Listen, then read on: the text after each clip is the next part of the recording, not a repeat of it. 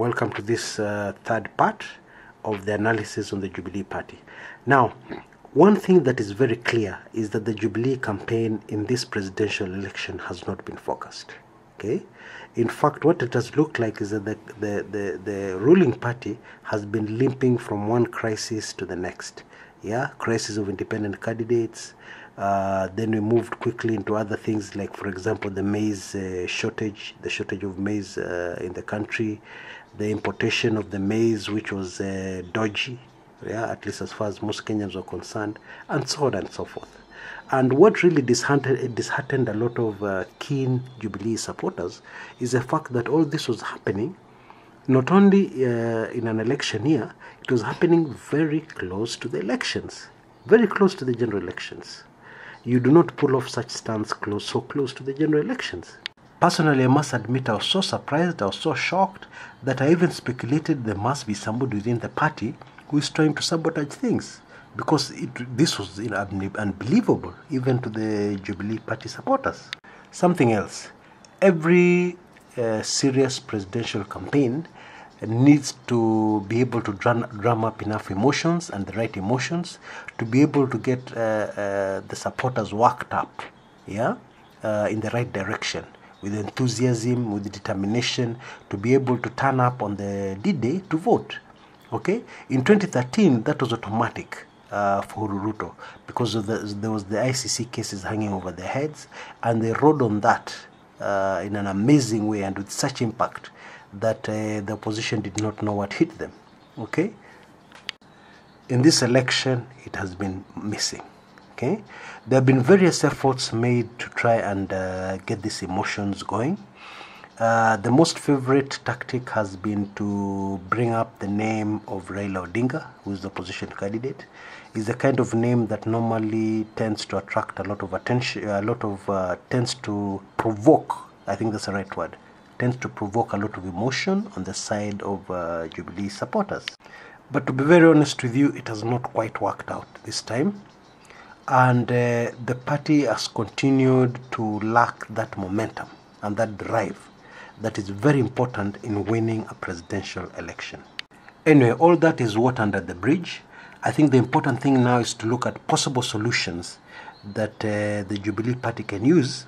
This would be especially interesting to supporters, to be able to retrieve the situation, to be able to gain back their momentum, because it is not too late. You know, in politics, a week is a long time.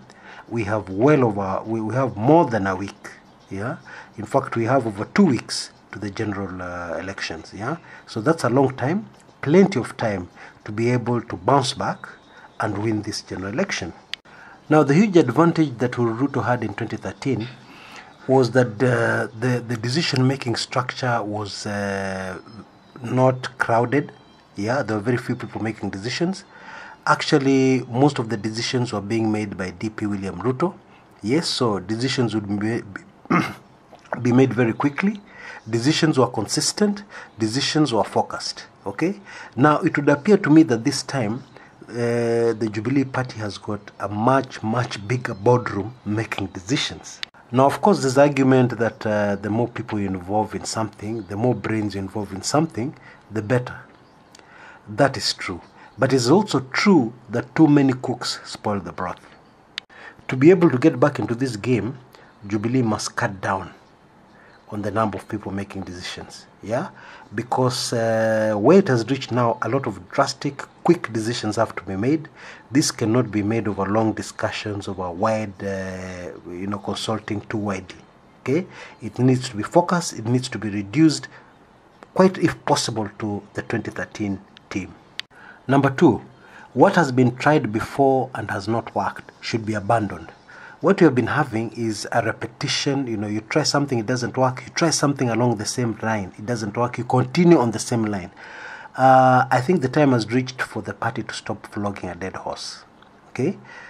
In my view, what should happen now is that they should try and completely take a new direction in terms of their campaign strategy. Personally, what I'd do is in the campaigns, instead of focusing on the presidential candidate the president is facing, I would try and look for the soft underbelly in NASA and the soft underbelly would be the other principles. Okay, there are a lot of skeletons in the closets of those people. I would focus there. Okay, and there's a good chance that they'd be able to get good results there, because obviously the Raila Odinga card is not working this time. Yeah, that should be obvious to many. Now, there's a bit of sensitive information here concerning what else the party can do, and also concerning a few of the things that the Jubilee party can do to be able to get back into this game. They are quite sensitive. There's also some information, background information of what actually is happening on the inside, what caused this whole mess in the first place, including the names of the people involved in some of these very bad decisions for the party, which could easily cost the ruling party the elections. Yeah, all that sensitive information is in my Club 1999. Now, if you look in the description area of this video, you'll be able to see information on how you can be able to get a special ebook I've prepared that has all these details. Okay, and this ebook is on the Jubilee situation currently and what can be done to turn around things quickly before it is too late. I've called the ebook The Jubilee Mess, and it also includes some extremely sensitive information that is linked to the IEBC. Okay, so I suggest that you get hold of it immediately. All the details are in the description area of this video on YouTube.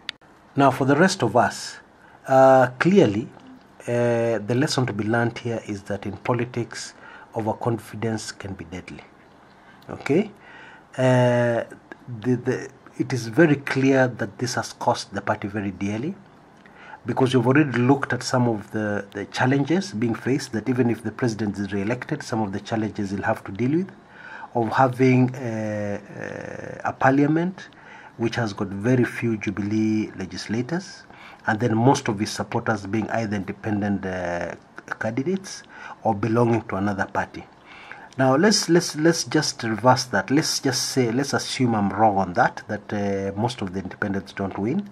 We'll still have a situation where maybe only half the Jubilee legislators, half the Jubilee team will be, half the team of the president will be Jubilee legislators, and then the other half will be, can I call them strangers? Yeah, independent parties. Yes, people supporting the president's re-election, people supporting the president's agenda, but independent candidates, and also other candidates who are still supporting the president but belonging to other parties other than Jubilee. And this brings us to the other very important lesson. While it is very clear what the objective of Ruto was, actually it was noble, in being able to shut down URP, or rather merging it with the Jubilee to form one party. Okay, that clearly now has emerged as a serious mistake. Okay, it has brought a lot of disadvantages, okay, which far outweigh any advantages it would have had. The president's position would have been much stronger had he gone into these elections with URP still intact and Jubilee still intact. Okay, it would have been much harder for the opposition and other parties to make inroads into the Rift Valley when the Rift Valley had its own URP party. But as it is, big efforts, a lot of money, a lot of resources and time was spent selling the Jubilee party to the Rift Valley. Okay, of course they finally managed to pull it off, but at great cost, because when push comes to shove, there are a lot in the Rift Valley who may not look at Jubilee as one of their own parties. You get my drift, eh? So that was the other huge mistake. But as I've said, it's not too late. Jubilee can still come back. There are a number of things which can be done. There are a number of ideas which can be pursued that will still give them a resounding win in the forthcoming elections. Let us also not forget that a lot of their solid support base is still intact. Yeah, from the president's own backyard in Central Province, that large voter mass is still very much intact. Okay, a lot of people would say that a lot of the Rift Valley vote is still intact.